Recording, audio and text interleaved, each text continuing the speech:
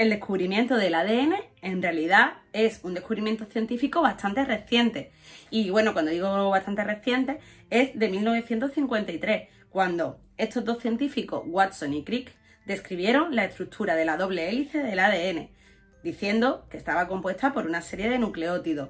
En realidad, estos científicos se basaron en otras investigaciones anteriores, como la de Rosalind Franklin, del vídeo que tenemos aquí. Y aunque en 1953 se habló de la estructura de la doble hélice del ADN, no fue hasta 1960 cuando se descubre el código genético. Ese código, ese diccionario que traducía el ADN a proteínas. Tras este descubrimiento surge la necesidad de secuenciar el ADN. Y esto se empieza a hacer en 1977. Os estaréis preguntando qué es eso de secuenciar. Pues secuenciar es determinar la secuencia de nucleótidos que hay en tu ADN. Es como cuando coges un código de barras y ves los números que lo forman y que son diferentes entre los distintos tipos de productos. Pues secuenciar es algo parecido, es determinar, decir cuáles son y en qué orden tus bases nitrogenadas. De esta forma se puede obtener el código de barras del organismo. Una de las mayores carreras a partir de esto de la ciencia fue querer secuenciar el ADN humano, saber cuál era nuestro código de barra, ese código de barra que nos hace únicos. De hecho, en 1988 se crea la Organización del Genoma Humano, una asociación que va a estar destinada al 100% a descifrar nuestro genoma, que en 1990 comenzaron con el proyecto del genoma humano, cuya misión era descifrar todas las bases que formaban nuestro código de barra, nuestro genoma. Pero no es hasta 1995 cuando se consigue secuenciar el primer genoma completo. Y no era el nuestro, era el de una bacteria, concretamente el de Haemophilus influenzae, que tiene un genoma bastante más sencillo que el nuestro. Ya en 1999, por fin se secuencia el primer cromosoma humano. Se consiguió decir todas las bases que formaban el cromosoma 22 de nuestro genoma. Y por fin, el 24 de abril del 2003, el genoma humano es secuenciado por completo. Una cadena de nuestro ADN está formada aproximadamente por 3.200 millones de bases. Y recordad que el ADN estaba en todas las células, entonces imaginaros la de bases que tenemos en total en el cuerpo. En esas 3.200 millones de bases hay entre 20.000 y 25.000 genes. Sobre el número de bases y sobre el número de genes hablaremos un poquito más adelante. Pero después de esta introducción un poco histórica, desde que se descubre que es posible secuenciar el genoma y concretamente desde que se descubre el genoma humano, han sido muchos los que han querido indagar cómo están dispuestos estos genes y cómo se pueden manipular.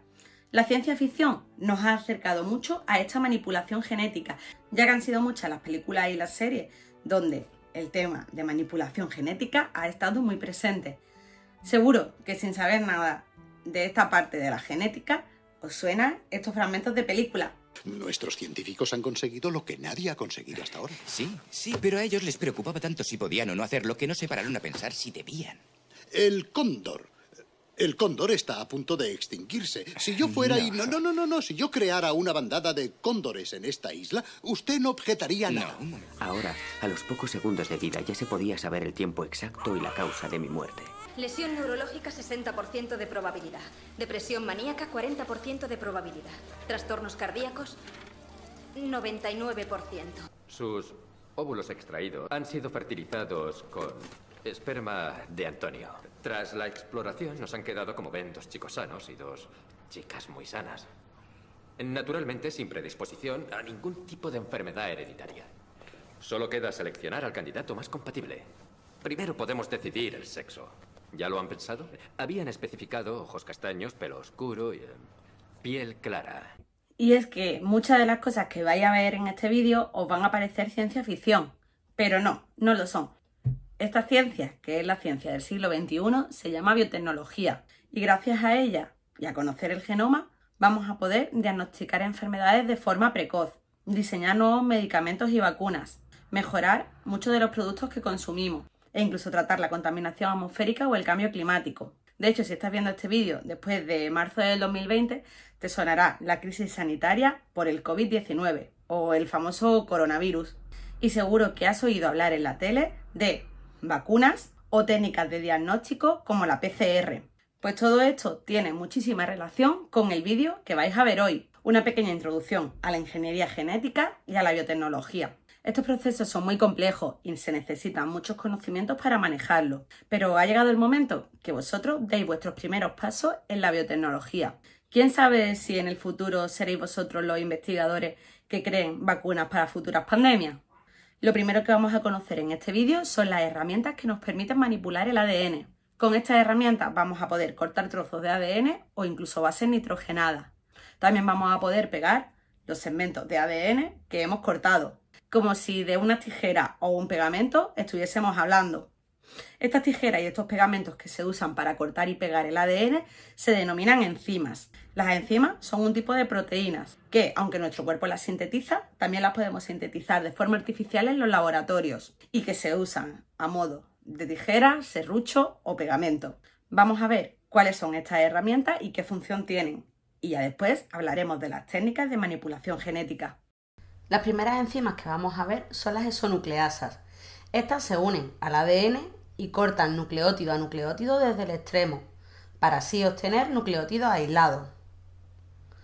Por otro lado, las endonucleasas cortan el ácido nucleico en puntos intermedios, es decir, en mitad de la hebra, produciendo fragmentos de ácido nucleico de diferentes tamaños. Por otro lado, las enzimas de restricción o restrictasa reconocen una secuencia concreta del ADN y cortan esa cadena en ese punto concreto. Este punto recibe el nombre de diana. Por otro lado, las polimerasas pueden unir nucleótidos a las cadenas de ADN o ARN, pero lo podrán unir siempre que exista otra cadena que haga de molde, o lo que es lo mismo, siempre y cuando haya otra cadena complementaria. Las transferasas también podrán añadir a un extremo del ARN o del ADN nucleótido, pero en esta ocasión a las transferasas no le hace falta tener una cadena como molde, sino que unirán nucleótidos en el extremo de uno en uno. Por último, las ligasas podrán unir fragmentos de ADN o ARN completos. Una vez visto cómo podemos tratar y manipular el ADN, vamos a ver algunas técnicas de biología molecular. La primera que vamos a ver es la hibridación de ácidos nucleicos. Lo que vamos a conseguir con esta técnica es marcar radioactivamente un gen que estamos buscando. Suena chino, ¿verdad? Pues os lo voy a explicar un poco mejor. Lo primero que tendremos que hacer es separar las dos hebras de ADN y, por tanto, romper los puentes de hidrógeno que las unen.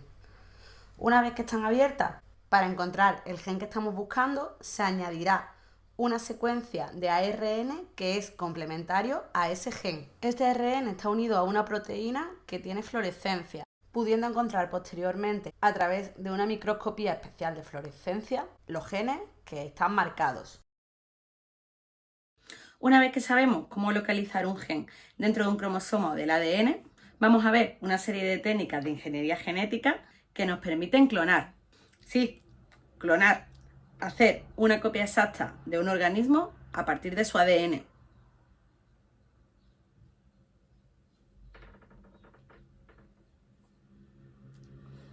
Y aunque la clonación os suene a esto, no solo se tienen por qué clonar individuos completos, sino que también vamos a poder clonar genes o células. Lo primero que vamos a ver es cómo clonar ADN. ¿Y para qué querremos clonar ADN?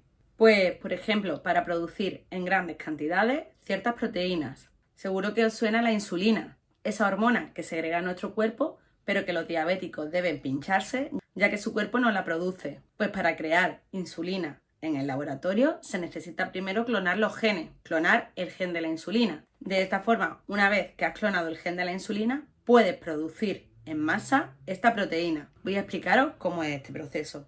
Para la clonación de ADN se usan bacterias y antes tenemos que recordar que las bacterias, aparte de tener su ADN bacteriano, tenían unos pequeños fragmentos de ADN que se llamaban plásmidos. Estos plásmidos en el laboratorio se pueden modificar, introducir en la bacteria y aprovechar sus mecanismos de división para así asegurarnos tener muchas copias del gen introducido.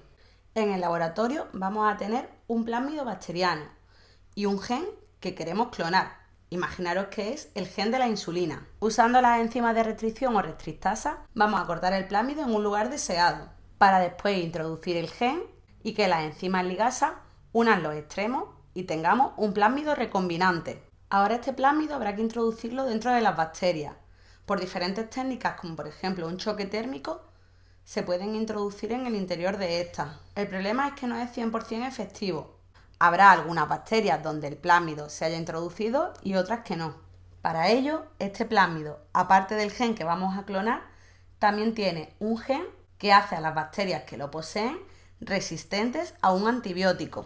Por tanto, al sembrar las bacterias en un medio con este antibiótico, solo crecerán aquellas que han introducido el plásmido, puesto que serán bacterias resistentes al antibiótico que además contienen el gen que deseamos clonar. Estas bacterias ahora van a ser mini fábricas de producción de insulina, ya que le hemos introducido el gen de la insulina. Tras esto y mediante diferentes técnicas de laboratorio, se induce a que estas bacterias comiencen a expresar el gen o, lo que es lo mismo, empiecen a transcribir y a traducir a la proteína deseada. Una vez que se ha producido la proteína, las células bacterianas se romperán en el laboratorio para que la proteína pueda ser liberada. Y esa proteína después debe ser purificada antes de poder usarse en humanos. Esta técnica, que a priori parece tan sencilla, ha sido uno de los grandes avances de la medicina, ya que permiten sintetizar hormonas o otras proteínas que el cuerpo no produce, así como la terapia génica y el análisis genético o estudio de los genes en la investigación. Pero la clonación reproductiva, o lo que es lo mismo la clonación de un individuo completo, también se puede llevar a cabo mediante la biotecnología. El primer mamífero clonado a partir de una célula adulta fue en 1996 y fue una oveja, a la que pusieron de nombre la oveja Dolly. Esta oveja tenía el mismo material genético que la oveja donante, es decir, la oveja donante y Dolly eran clones. La clonación reproductiva se realiza a partir de una célula somática del organismo que queramos clonar y se necesita también un óvulo donante. Como el material genético, el ADN, está dentro del núcleo, este se extrae de ambas células y el núcleo de la célula somática se insertaría dentro del óvulo. De esta forma el óvulo quedaría fecundado de manera artificial. Después que este cigoto entre en fase embrionaria, se implanta en una hembra de esa misma especie. Así, de esta manera se genera un individuo clónico, que es idéntico genéticamente al donante de núcleo. Mediante esta técnica se han obtenido ovejas, cerdos y ratones clónicos. En España se han hecho varios intentos de, mediante técnicas de clonación, recuperar especies que se habían extinguido, como el bucardo. Antes de su muerte, el gobierno de Aragón extrajo material genético del último ejemplar vivo que sobrevivió. Posteriormente, ese material genético, esas células, fueron cedidas a empresas de biotecnología para intentar clonar y criar en cautividad estos organismos y así no extinguirlos. Pero a día de hoy no se ha logrado que ninguno de estos individuos sobreviva. A nivel humano, la clonación está totalmente prohibida. Y luego, cuando tratemos el tema de la bioética, hablaremos de esto. Pero en los humanos, estas técnicas van encaminadas a la producción de material para autotrasplantes. Vamos a ver cómo se podrían trabajar estas técnicas. El fundamento de la clonación terapéutica es el uso de células madre embrionarias. Las células madre son células capaces de renovarse constantemente, dividirse y transformarse en algún tipo de célula adulta que ya sí que está mucho más especializada. Hay varios tipos de células madre, pero una de ellas son las células madre embrionarias. Tras la fecundación comienza la división celular. Esas células que forman los primeros estadios del embrión serán células que en el futuro se especializarán en una función concreta. Por ejemplo, formar el hueso, formar un órgano concreto, formar la piel, pero que en ese momento están indiferenciadas y pueden coger diferentes caminos. De ahí reside la importancia de las células madre embrionarias. Estas podrían ser utilizadas para regenerar tejido en el tratamiento de enfermedades provocadas por un mal funcionamiento de ciertas células. Además, tal como hemos visto en la clonación reproductiva, también podríamos insertar el núcleo de la célula del paciente en el óvulo, para así tener células genéticamente iguales a las del paciente y que de esta manera no produjese ningún tipo de rechazo. Tras insertar el núcleo de la célula del paciente en un óvulo, tras 5 o 6 días de división, se cultivan estas células sometiéndolos a diferentes factores de diferenciación, haciendo que a partir de una célula madre embrionaria podamos obtener diferentes células que pertenecerán a tejidos y órganos diferenciados. El uso de células madre obtenidas de embriones humanos para la terapia celular sigue generando grandes debates éticos, por lo que las nuevas investigaciones apuestan más por el uso de células madres adultas, aunque éstas no tengan toda la potencialidad que tienen las embrionarias. Aunque ya se regeneran ciertos tejidos a partir de las células madre, como la piel tras una quemadura, aún la clonación terapéutica con células humanas todavía está en fase de investigación y queda mucho camino por avanzar. Hay otra técnica de clonación de ADN que es muchísimo más rápida que las que acabamos de ver ahora mismo, ya que la que hemos visto para la producción de insulina necesitas tener bacterias y que estas bacterias se reproduzcan para poder después obtener el producto final, que era la proteína. En la técnica que vamos a ver ahora, a partir de muy poco ADN, se puede multiplicar por millones. Esta técnica se llama la PCR, reacción en cadena de la polimerasa.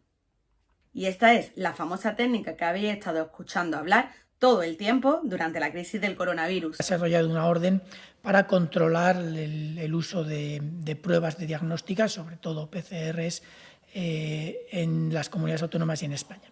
Esta prueba lo que hace es detectar si hay material genético del virus en la muestra del paciente.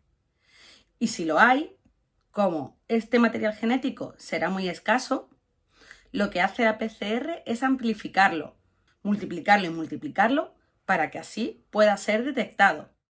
Para poder realizar esta prueba, el ADN que queremos clonar o que queremos multiplicar se coloca en el interior de un aparato denominado termociclador. Lo primero que ocurre es que la temperatura aumenta mucho para separar las dos cadenas de ADN.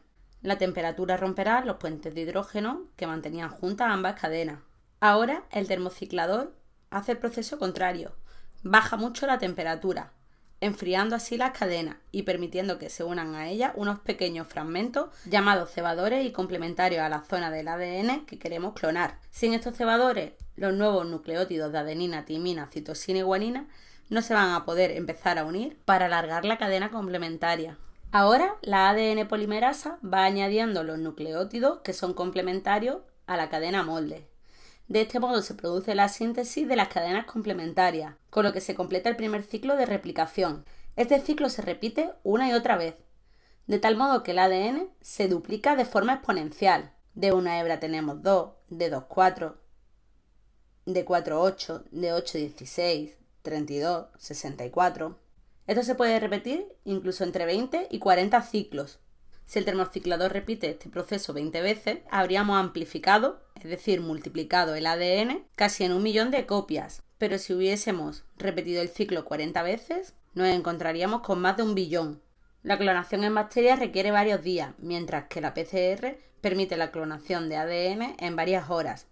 Se utiliza para diagnosticar con gran rapidez enfermedades genéticas y para detectar bajos niveles de infección vírica, como el caso del coronavirus, ya que es una técnica muy sensible. Aunque tengas muy poca carga vírica en tu interior, la PCR lo va a detectar, ya que es capaz de multiplicarlo.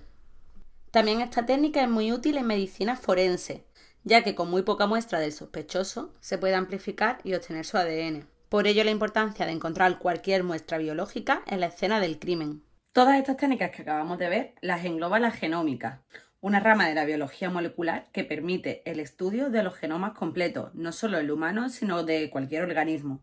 Como ya hemos visto en la introducción, concretamente el genoma humano empieza a descifrarse en 1990 con el proyecto del genoma humano y no es hasta 2003 cuando se secuencia por completo. El genoma humano tiene aproximadamente 3.200 millones de pares de bases que codifican para entre 20 y 25.000 genes. Gracias a la secuenciación del genoma humano se ha conocido que compartimos el 99,9% de genoma entre los humanos y que lo que nos hace diferentes tan solo es un 0,1% de nuestro ADN. También se ha descubierto que los genes que realmente codifican proteínas solo constituyen el 1,5% del genoma total. Actualmente se desconoce exactamente cuál es la función de ese 98,5% restante del ADN. Se cree que constituye secuencias reguladoras o de control. Los datos obtenidos hasta ahora sobre el genoma humano y el de otras especies se encuentran contenidos en grandes bases de datos. Estas están disponibles por internet para la consulta de toda la comunidad científica a nivel mundial.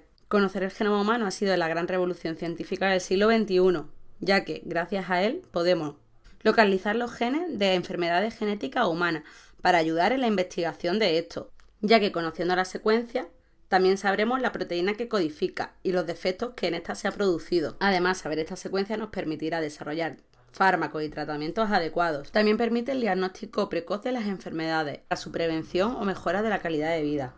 Esto también permite el diagnóstico de enfermedades en el vientre materno. También ha permitido la obtención de vacunas a partir de la secuenciación y el aislamiento de los genes del patógeno. Permite analizar muestras de ADN en el ámbito civil para la realización de pruebas de paternidad o la identificación de restos óseos o de personas desaparecidas en catástrofe o guerra. Asimismo, como hemos dicho antes, el análisis del ADN también es determinante en la investigación criminal.